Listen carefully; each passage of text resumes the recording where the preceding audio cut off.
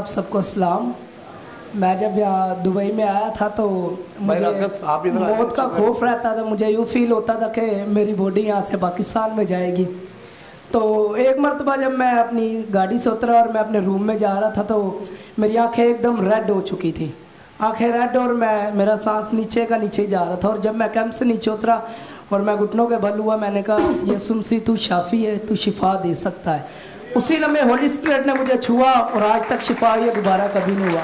और मैं आज़ादी से बॉडी स्प्रे लगाता हूँ क्योंकि सांस की बीमारी वाले शख्स को बॉडी स्प्रे मना है, और मैं आज़ादी से बॉडी स्प्रे यूज़ करता हूँ।